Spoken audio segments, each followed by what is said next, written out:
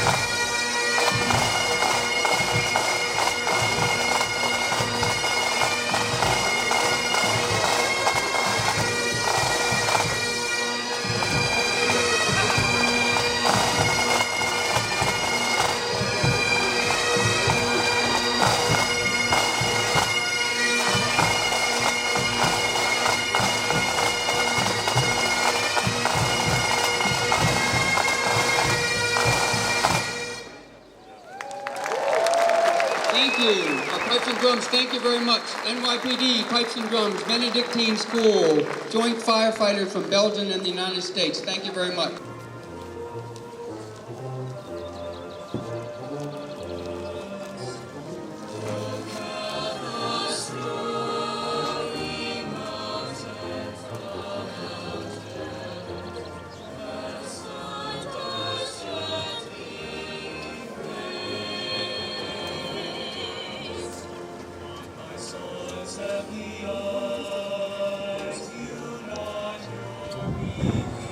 We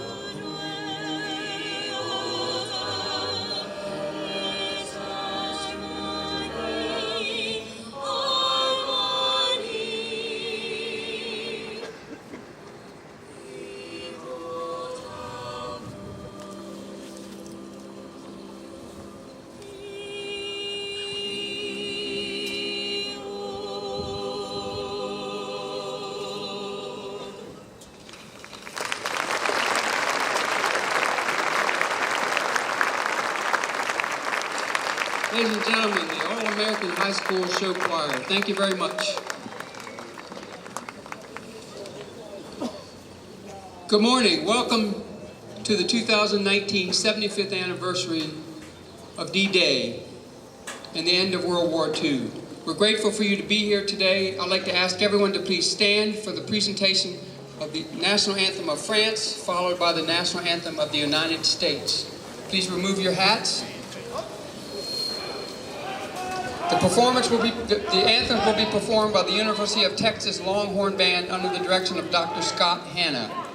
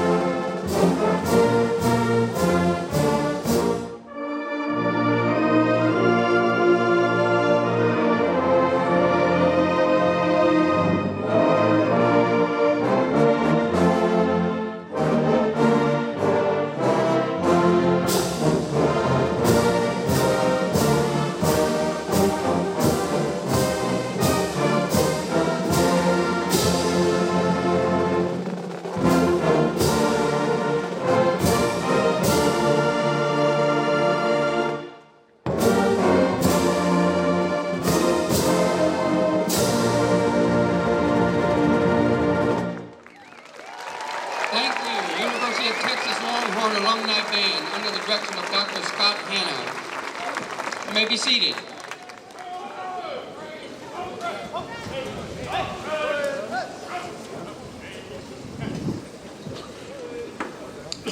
Ladies and gentlemen, it's indeed an honor for historic programs to be here on this hallowed ground, the Normandy American Cemetery, in the year of the 75th anniversary of the invasion of D-Day. It's my pleasure to introduce to you today the Superintendent of the Normandy Cemetery, Mr. Scott Desjardins.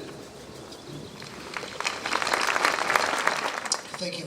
On behalf of the American Battle Monuments Commission and the team from the Normandy American Cemetery, we welcome you today on one day just past the 75th anniversary. What you do is important. Anyone who comes here to honor the sacrifices these young men and women made 75 years ago, all the way through the liberation of Paris, is very important. They remain relevant because of programs such as this. So from General Matz, our secretary, thank you for what you're doing today. Thank you for what you do, and welcome.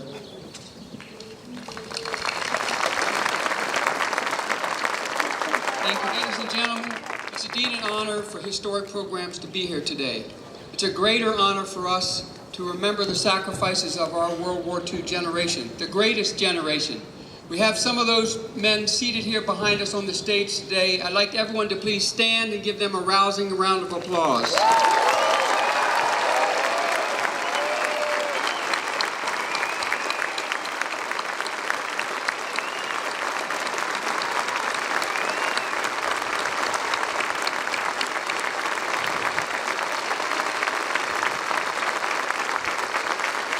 These are the guys we're here for. Thank you.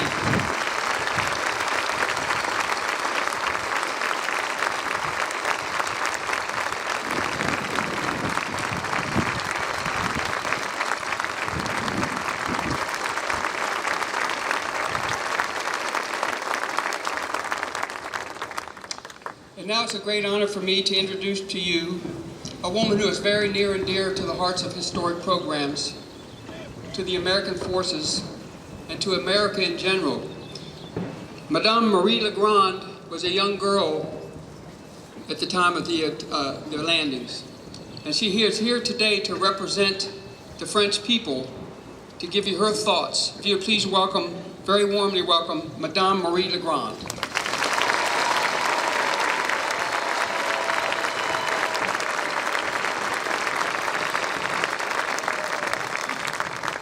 Thank you. Ladies and gentlemen, dear friends and our honored veterans, I am humbled to be here in Colville American Cemetery with you today. After years planning, months of ever harder trainings and countless prayers, it came all down to this D-Day. D-Day is the largest amphibious assault in history, the beginning of the end of tyranny and Nazism in Europe. What the soldiers did here in Normandy, both on our beaches and later on our narrow streets, fields and hedgerows in the Norman countryside, is absolutely extraordinary and almost unbelievable. Even the worst scenarios imagined by the headquarters have been widely overwhelmed. Most of these soldiers were young, very young.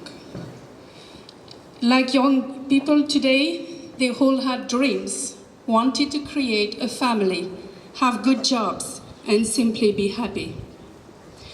Despite their individual dreams, they enlisted. They knew they would have to fight for a country they even didn't know. They knew that they would have to fight against a future which was based on dictatorship, racial discrimination, and genocide. But what they faced here in Normandy has been a real nightmare, an incredible nightmare. For us, Norman people, D-Day has also been a nightmare for most families such as mine, and we lost many of our family members.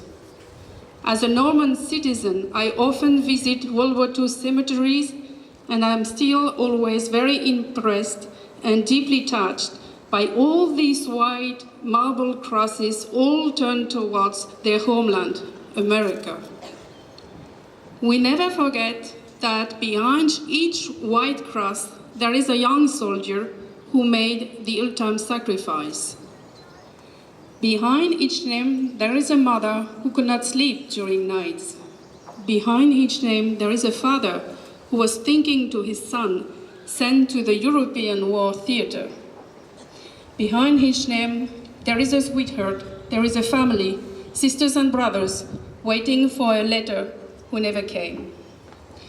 Today here in Colville, we are all gathered in honor of all soldiers in the Normandy battle, survivors and dead who fought 75 years ago.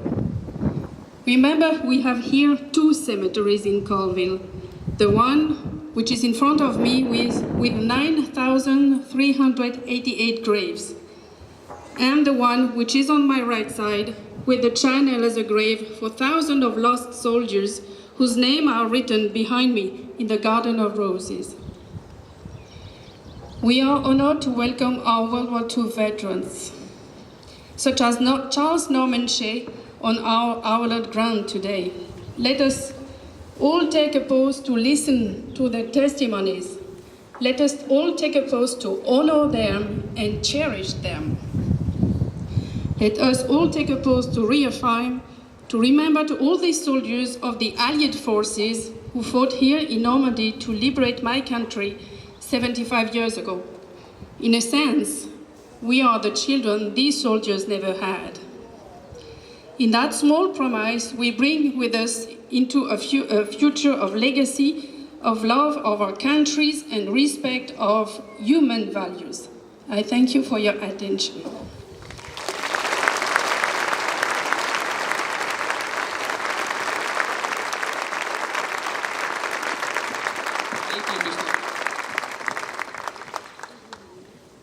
And now we have a great honor to introduce to you our first veteran of the day.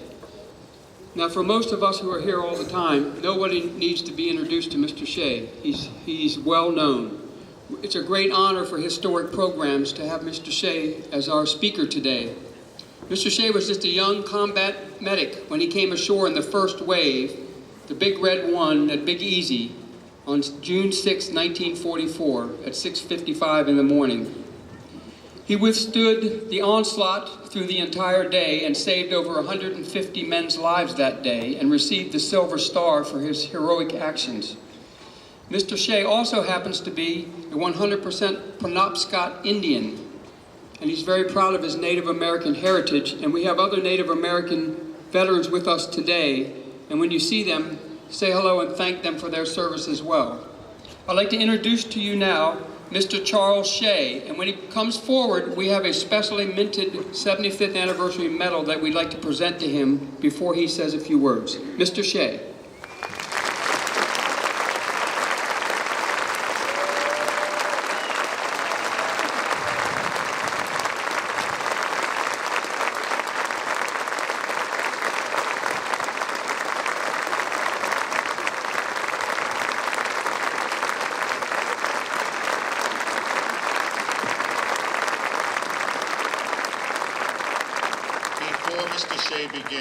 My name is James Francis. I'm with the Penobscot Nation.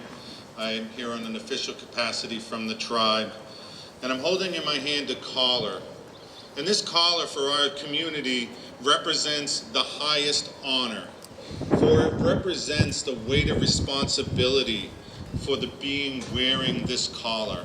And Charles certainly exemplifies this. Our greatest leaders have wore these collars, and Charles has the weight of responsibility not only to our Penobscot community, but to all Native Americans. And I will now don Charles with this collar.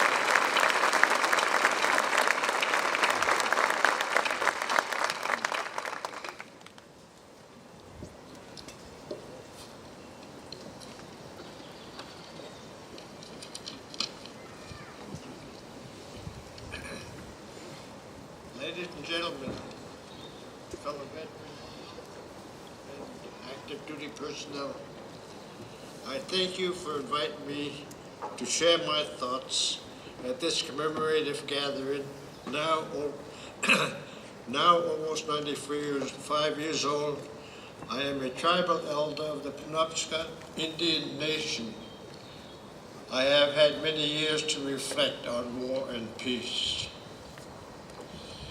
On the eve of D-Day, 75 years ago, I was a 19-year-old combat medic aboard the American troop ship USS Enrico. Leaving southern England, our ship entered the Channel that night, the largest invasion fleet in world history was on its way to liberate enemy-occupied France. Unlike most other men on the ship, I had never been in combat. I had joined the 16th Infantry Regiment, F Company, as a replacement shoulder. The 16th, along with its two sister regiments, formed the core of the 1st Infantry Division, proudly nicknamed the Big Red One. This division had been victorious in North Africa and Sicily, but its ever-growing fame was fueled by a flood of blood, the glory of verse of glory. I served as a medic, not immune to bullets and shrapnel. Medics were among the hundreds in the regiment who had already been killed or wounded. Attached to an infantry platoon, I replaced one of the casualties. In the black of the night, I was crossing the stormy sea toward a savage shore. I could be dead within hours, but I did not brood on somber thoughts. Strangely, I felt no fear.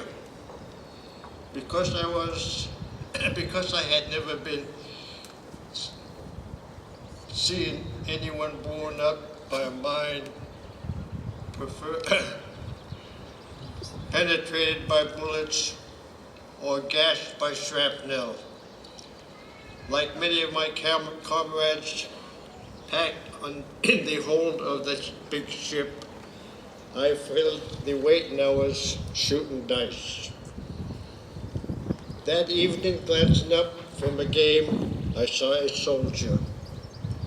A few years older than I, he looked at me and grinned. I recognized him instantly, for he was a Penobscot Indian warrior from my own small tribal village in Maine. I had not seen Melvin Neptune for several years. He had joined the Big Red One in 1940, and he had already fought in North Africa and Sicily. Somehow Melvin found out that we were aboard the same ship, and he came looking for me. We talked about home, not about what lay ahead. As a combat-hardened rifleman, he had been in 2 amphibious landings, but he offered no useful advice, no words of caution or wisdom.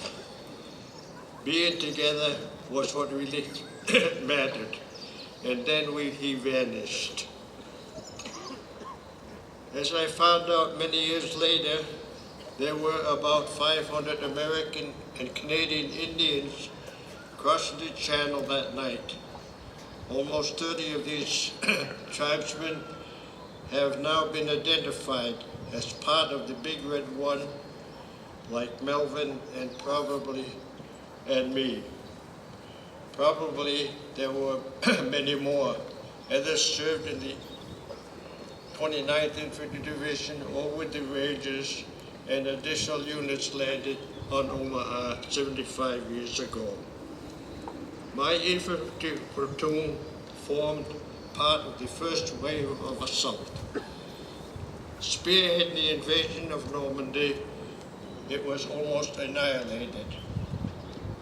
The same tragic fate befell many of those other assault platoons that struggled ashore in the early hours of D-Day. There were no words to fully describe the slaughterhouse called Omaha Beach.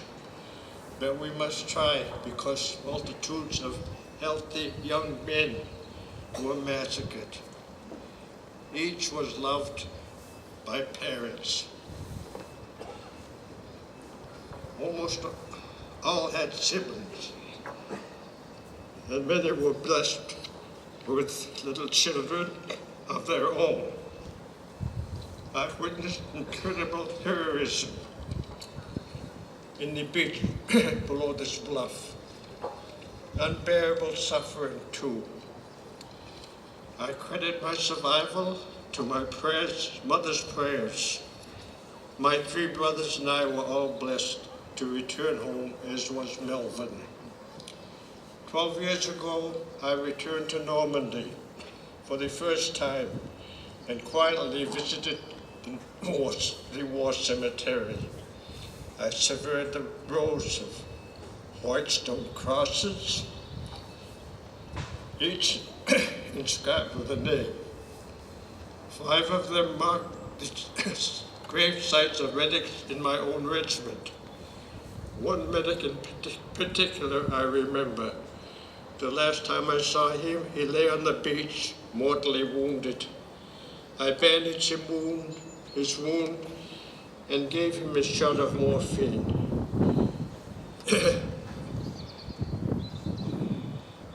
And then he died while I was treating him.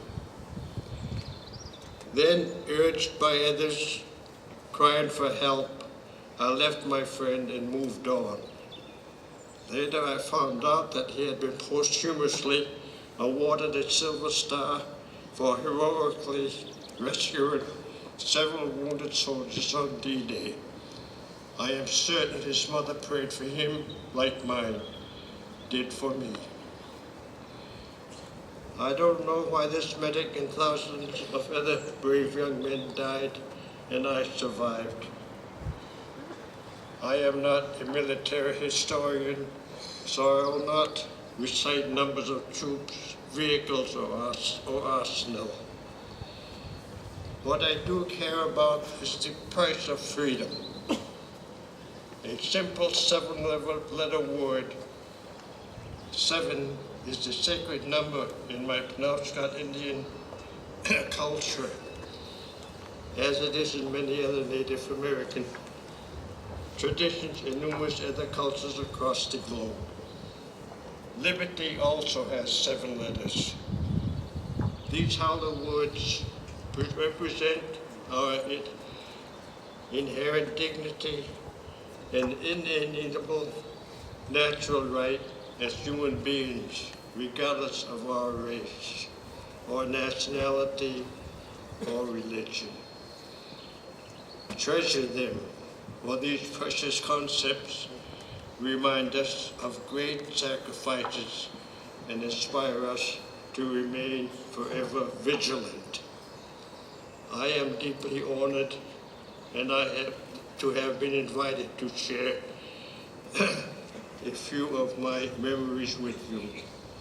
I wish you the wisdom to avoid war and protect peace. Thank you very much.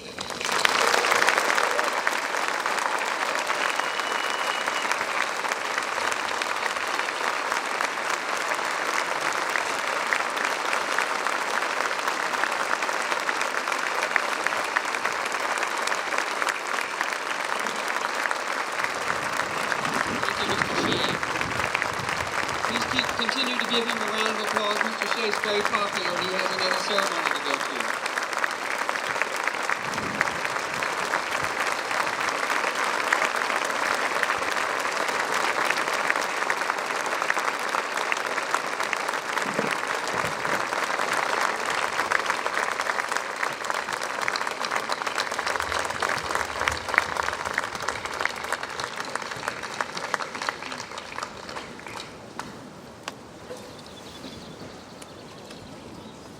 To tell you in words the gratitude that historic programs has, and I'm sure all Americans have, to stand in the presence of these great men is very humbling.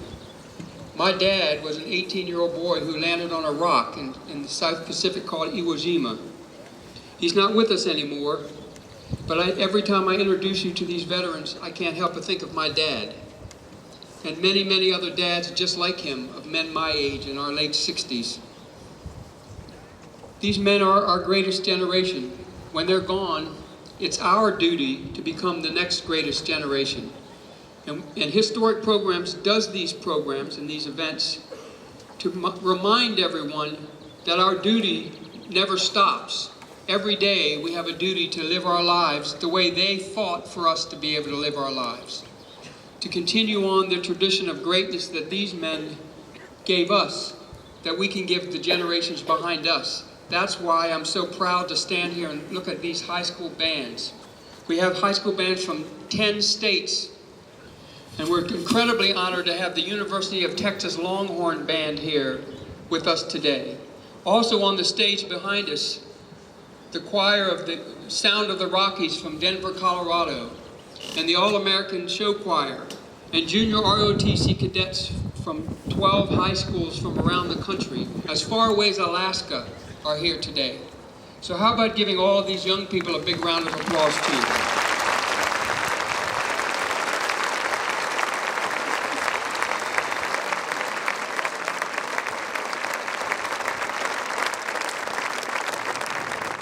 And now it's a great honor for me to introduce to you another one of our World War II veterans, Mr. John Santee. Mr. Santee fought in North Africa. He came ashore at Utah Beach during D-Day, and he crossed the Rhine with General Patton. Please welcome Mr. John Santee. Well,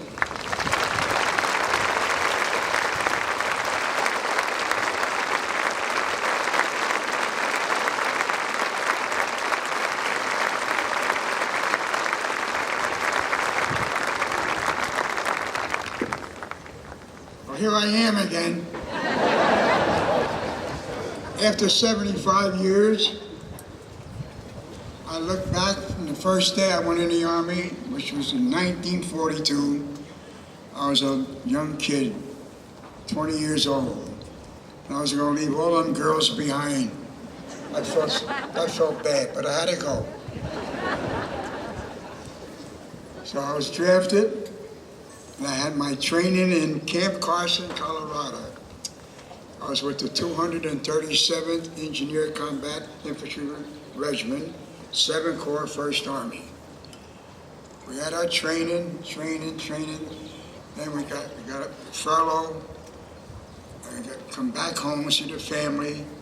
Went back to camp, got ready, pack up, get ready, headed for North Africa. 21 days on the water. But one of the biggest convoys, I think, ever, they said, was over 100 ships heading for North Africa. But when they got to North Africa, we were there for 3 months, but everything was already cleared up. But we went over there like to patrol, and clean up whatever rats was over there, or the Germans. So we stood there for 3 months. After 3 months, we got orders that we were going to go to the Burma Road. And I said, I don't want to fight no Japs. So then the orders changed. They shipped us to Casablanca. But before that, we were cleaning up around Oran, Flores, and Kasserine Pass. Just getting the, snipers that was around, if there was any. But then we went to Casablanca. We were going to head for England. We went on one of the ships. It was called the HMS Andes. It was a nice ship, but it rocked like a rocking chair on the Irish Sea. If your fuel was eating, your plate of food was flying this way and that way, this way and that way. So the first night out, there was a couple of submarines chasing us, but they couldn't catch us because the ship was a fast ship. So we got to Liverpool. We got off in Liverpool, and on the way back, they sunk the ship. When we heard that, we said, "Oh," because there was about 4,000 of us on the ship going from North Africa to England. So we got to England, Liverpool, and all, and we went on a train, blackout, the shades down. We didn't know where we were going. We wound up going all the way down to southern England, which was Bournemouth. It was right on the Rhine. It was right on the English Channel, overlooking the English Channel, and we started having our training. We got there on January 20th, and they started our training was around the end of January, and we were training. We had a lot of dry runs. We went to Torquay, first run, we told we were going. The guy said, no, dry run. Second one, we're going. No, we're not going. Dry run. Third one, we're going. then we heard determine we were going to hit the beaches. So we left on the night of the 5th, January 5th. June the 5th. That's when really was supposed to be the invasion day, June the 5th. But the weather was so bad on the channel, they had to turn back and head back to England. So we got back to England during the night, then we had to turn around again. They were heading for, because they found out the weather on the French coast was cleared up, and we were ready for attack. So we come in that morning. We were laying out in the channel. It was 6 o'clock in the morning. There must have been about 100,000 ships out there firing into Omaha, coming over our heads. I said, hope none of them drop short. And we're out there waiting, and we see the 29th Infantry and the 1st Division loading up off the ships. They were the first troops to go in. I'm telling you, my hat goes off to them guys, the 29th and the 1st Division. Great guys. So as they were leaving, we were waving to them. Good luck, guys. Good luck. Go get him. Okay. And we were watching from out in the channel. Oh, I'm telling you, I never seen anything like it. You would never want to see nothing like this in your life before. It stays in the back of your mind. You see what them poor guys are. And when we got close to the beach, it looked like the Red Sea. That's what it looked like. Blood all over. So we got orders. We thought we were going to go into Omaha too, but Omaha barely kept us out there. He didn't know what to do to send us in to support, to help the 29th and the 1st Division. But they changed the orders. They kept us out. We went into Utah. We went in with the 4th Infantry Division. I was with the 4th Infantry Division, 7th Corps, 1st Army.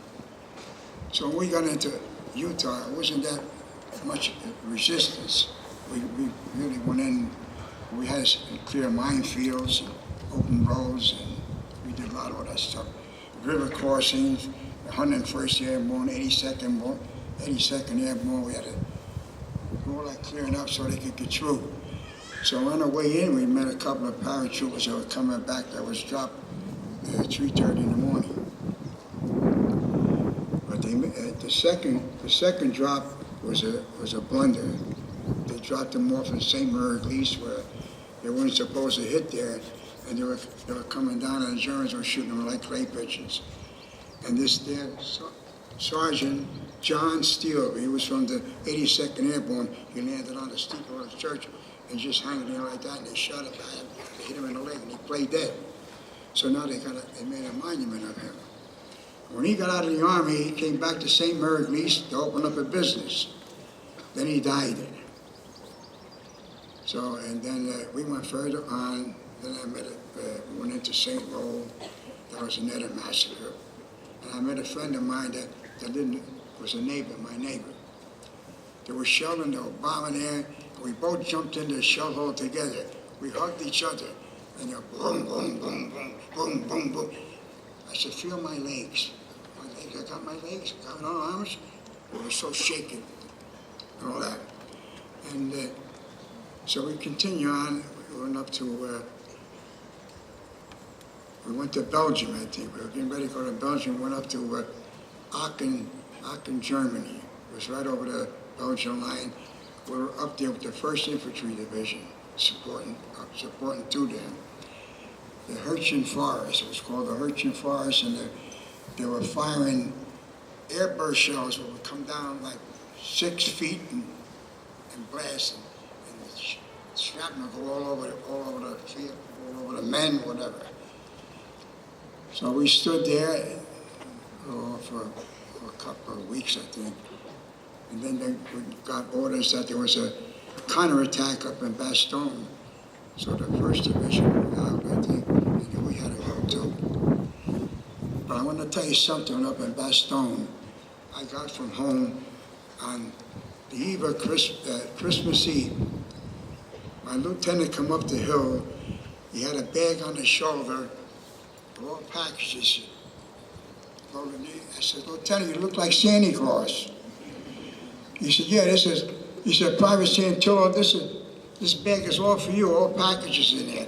I said, oh, yeah? Oh, he said, somebody loves your home very much. I said, that's my mother and father. So when they opened the bag, I said, take some packages back to the men in the area. He said, no, you're going to be up there for quite a while. Keep it here. So I was with a fellow his name was Jerry Griggs. He was from Sioux City, Iowa. He was a gun hole. He loved to fight. So we opened the packages up. My mother sent me Italian salami, pepperoni, roasted peppers, eggplants, this peppers, that peppers, and then, so this guy said, "Oh, John, get rid of the K ration. Let's put this food out. It's beautiful." He said, "What's this?" I said, "It's pepperoni." Put it in his pocket. I said, "Put it in your pocket." So we had all the food all laid out, real nice. All of a sudden, they start shelling. The German starts shelling. So, "Please God, not the food. Not the food. Anything else, but don't touch the food." So you laugh now, but I said, "No, please God, not this delicious food." So that was a good story there. When I got home, I told my mother, I said, "Oh, Johnny, did they touch the food?" I said, "No, Mom, the food went in our pockets." So what'd you do with the roasted pepper? Okay, so.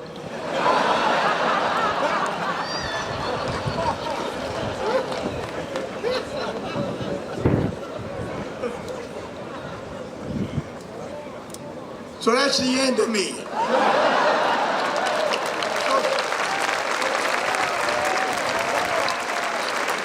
So listen, let's all have a drink on me and see what the girls in the back room will have.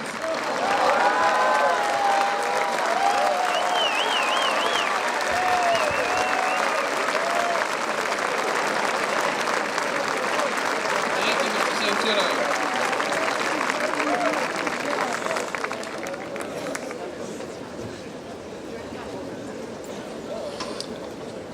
It's a great honor for me to introduce you to our next veteran speaker today. As I mentioned to you earlier today, we have bands from all over the country. One of those bands is the Herndon High School Band. Well, one of the great ships of D-Day, the USS Herndon, sat right out here and turned sideways so its guns faced the shore. And they protected our boys as they came ashore. And we happen to have one of the veterans who was on the USS Herndon. Please welcome Mr. James Clermont.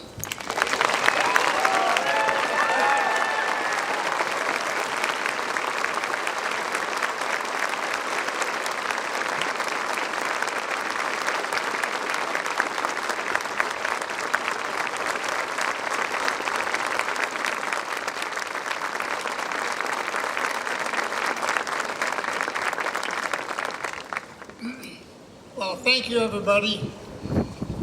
I'll tell you a little bit about myself.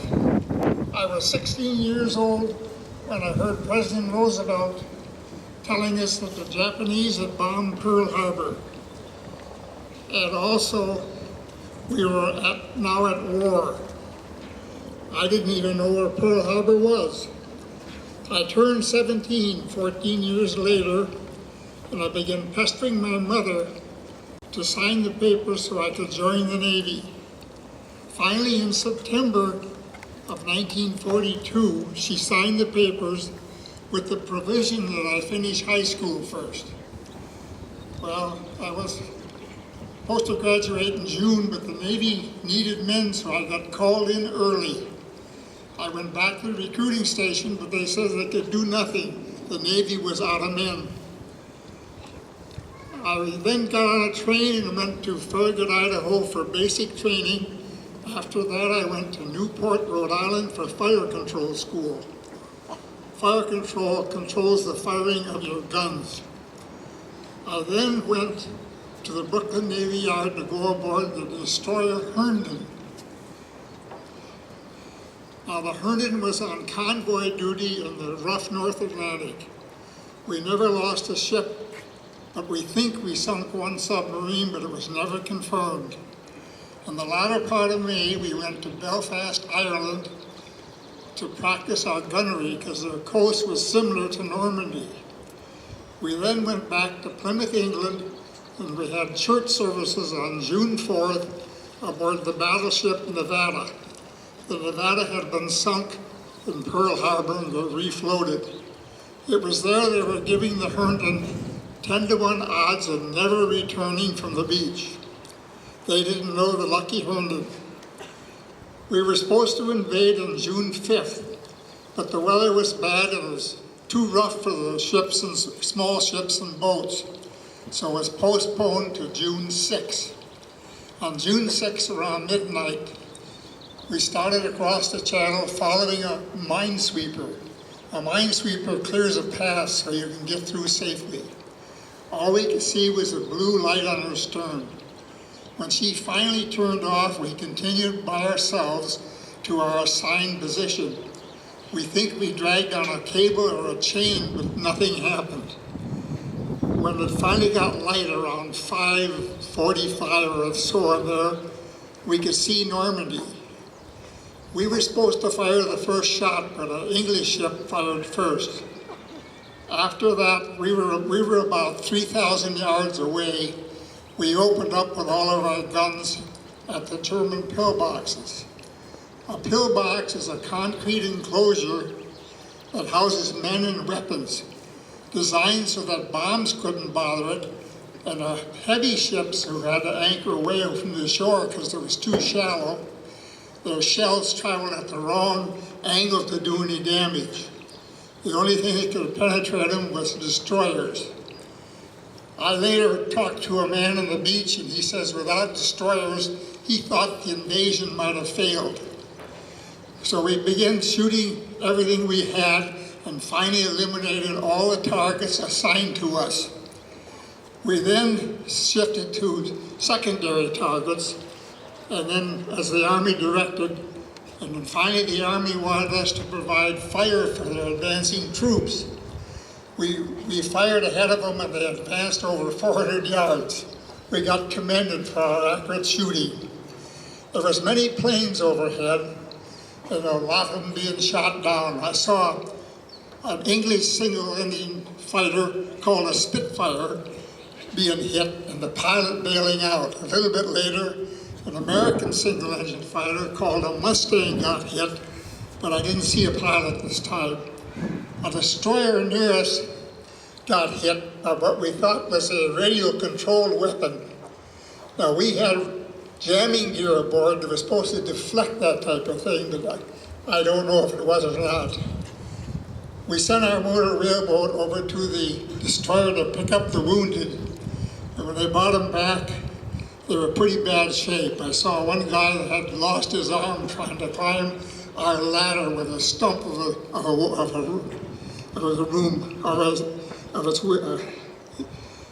Okay, we later transferred the wounded to a hospital ship. And we were almost out of ammunition when we got straddled by German gunfire. When you get straddled, that means you're in real trouble because the next one is going to get you.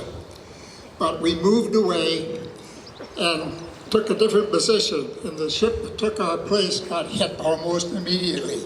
The lucky Herndon had come through again. Later that night, I was up with the director, and a German bomber went by. I fired at him, just missed, and I made an adjustment, thought sure I'd get him on the next shot, but I got called to cease fire.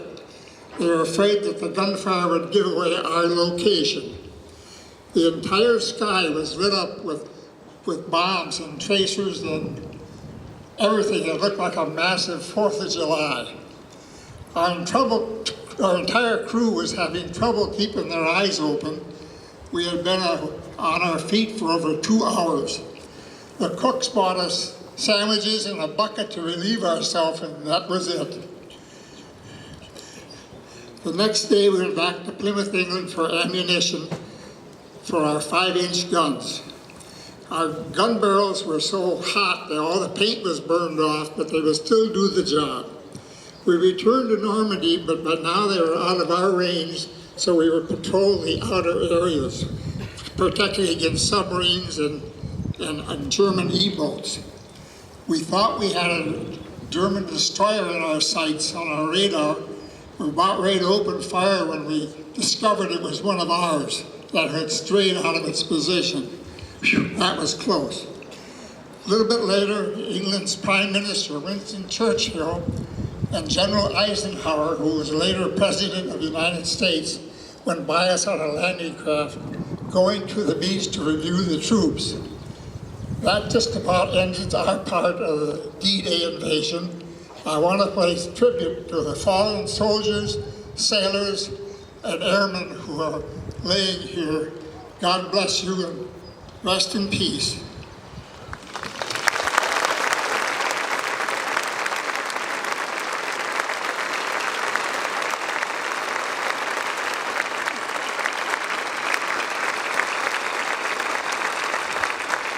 Mr. Clermont. How about a big round of applause for our World War II veterans, our greatest generation.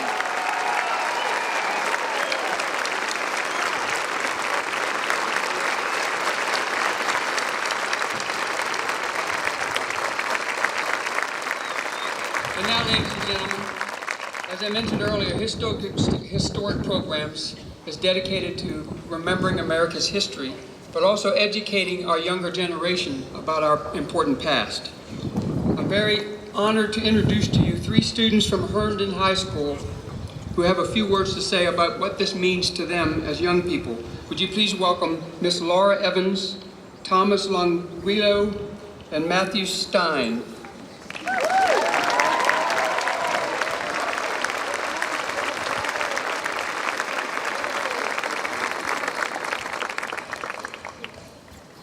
The beach where we have all gathered today is no longer just a beach.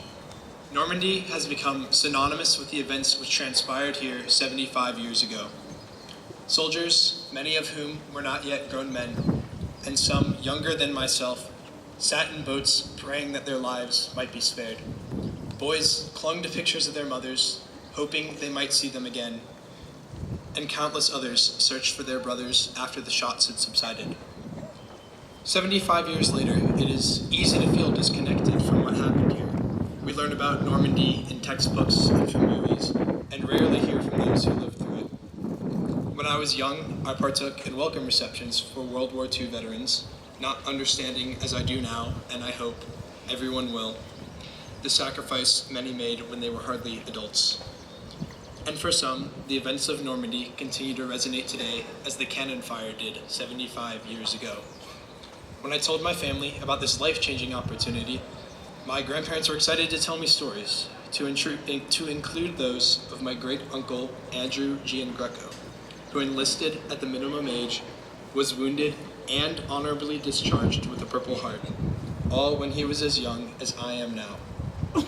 I connected with strangers and am honored to represent their stories. Some of boys buried here, young enough to be my classmates, who gave the ultimate sacrifice so that I might speak here today, only 75 years later.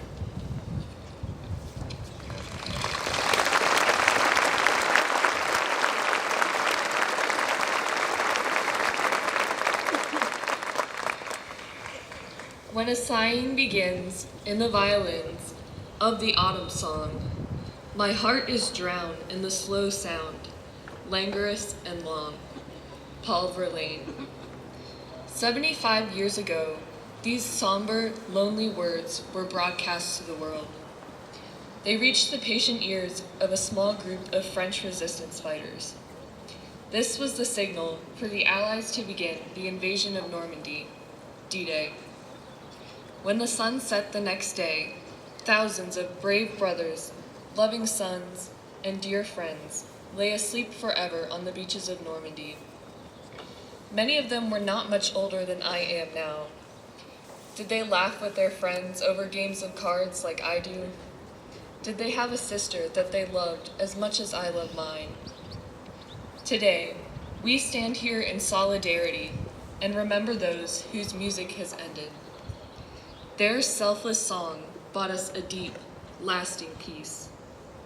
We also know that one song must end for another to begin.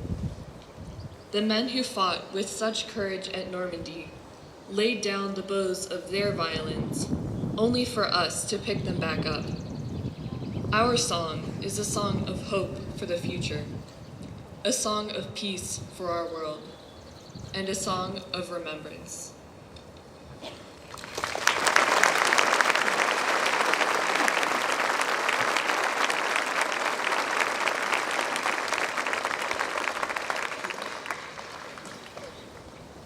My great-grandfather, Adolf Style, arrived in Belgium whilst attempting to escape religious persecution in his home country of Poland. When he first arrived in Antwerp, it was on his own, a story as old as civilization, risking everything to find a better life for him and his family, whether it be fortune or just a safe place to practice his religion. Within a decade, he found himself caught up once more in that very same religious persecution he had attempted to escape, only this time there was nowhere to go. By May of 1940, his home country had already been overrun by the Nazi war machine, with a majority of Europe soon to follow. We do not know whether or not he was forced to wear a star, but we do know that he, his wife, and his eldest son, my great-uncle, were taken by the Nazis in the middle of a Shabbos night in late 1942. My grandfather was hidden under the stairs with a housekeeper.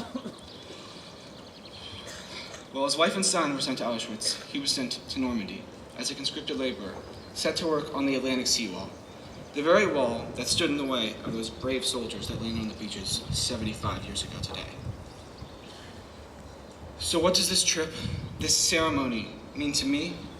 It means hope, for freedom and for safety. The same type of hope felt from Paris to Warsaw, from Oslo to Athens, when news of the Allies' landings first spread. The same hope my great-grandfather felt when he first arrived in Antwerp. The same hope his youngest son felt when United States soldiers of Patton's Great Third Army liberated Perway, Belgium, a small town in which he spent much of the war in hiding. The same hope he felt when he arrived at Pier 42 in New York in 1950. The same hope I get to feel every day where I wake up in a country where I am free, where I can feel safe. The same hope given to me and to all of us when those courageous soldiers landed on the beaches in the early hours of June 6, 1944.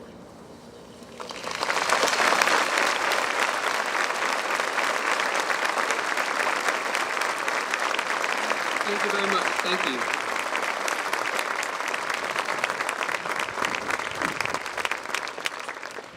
And now, ladies and gentlemen, is the most important part of our ceremony. As our pipes and drums play two verses of Amazing Grace, one for our veterans and one for those who are laid to rest here, we will place three groups of flowers, one for the French Allies, one for the American Allies, and one for all of the Allied forces. Please stand reverently as we place these wreaths.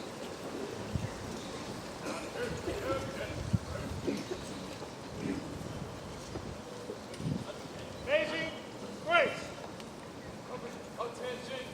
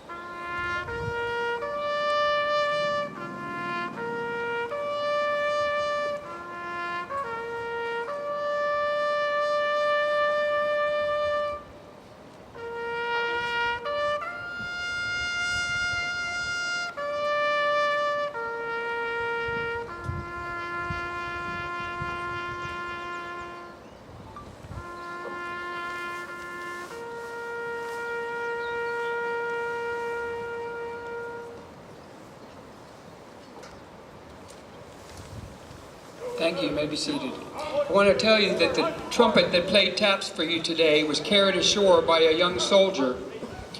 It was later found and refurbished and brought here today so the taps could be played on that very trumpet that was carried ashore in 1944. And now I'd like to introduce these bands again. Under the direction of Dr. Scott Hanna from the University of Texas Longhorn Alumni Band, the mass bands will perform a special performance of Hymn to the Fallen by John Williams. We've been given special permission to perform that today. Please direct your attention to our bands, Dr. Hanna.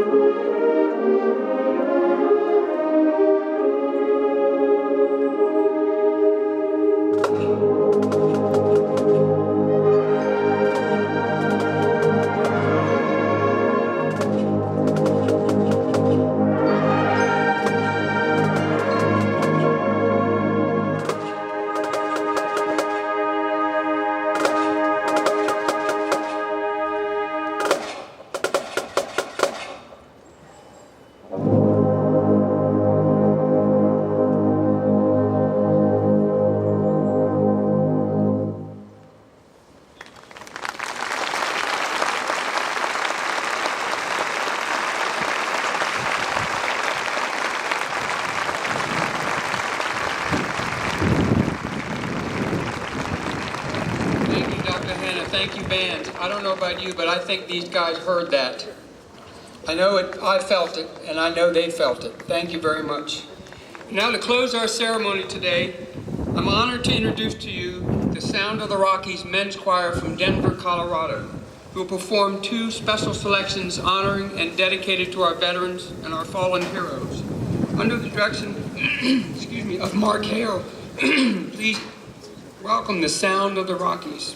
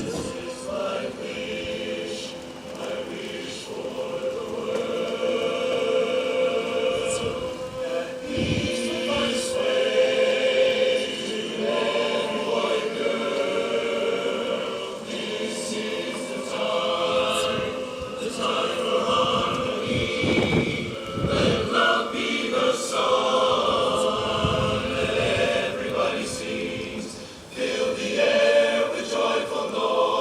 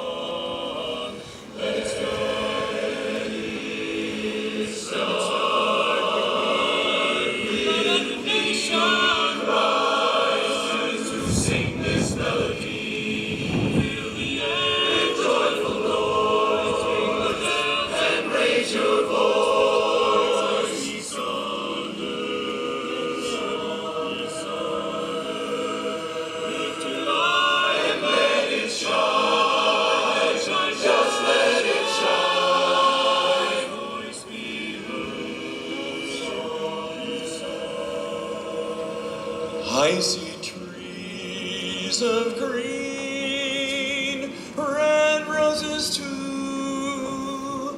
I see them bloom for me and you, and I think to myself, what a wonderful world.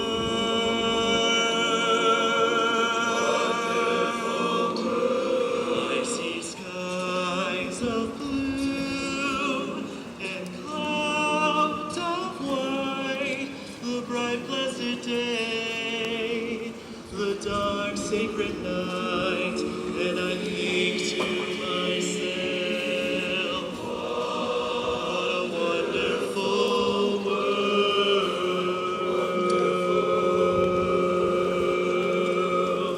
The colors of the rainbow, so pretty in the sky, are also on the faces of people passing by. I hear friends shaking hands, saying, how do you do? They're really saying, I love you. In our wonderful world, this is my wish for the world. Hear the joyful noise, hear the babies cry.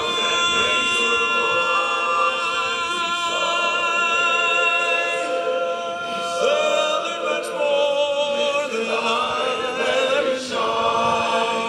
Shine, shine, shine. Shine, shine, shine. Shine, shine, shine. Let every voice be heard, that there's a wonderful world of peace on earth. Peace on earth.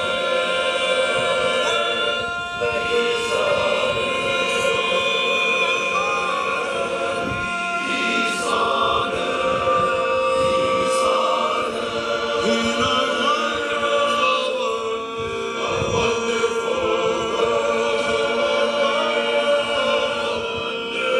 wonderful this is our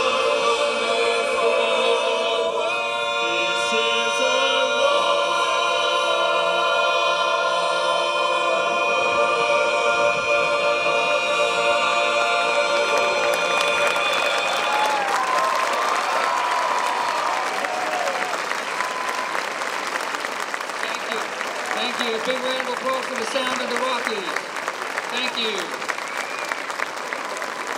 Thank you, everyone. That concludes our ceremony today. We have been asked for you to not come up on stage to meet the veterans. We need to get them back before we start raining. But thank you all for coming out today. Thank you, our bands. Give a big round of applause for our bands and our choirs. And especially a big round of applause for our World War II veterans.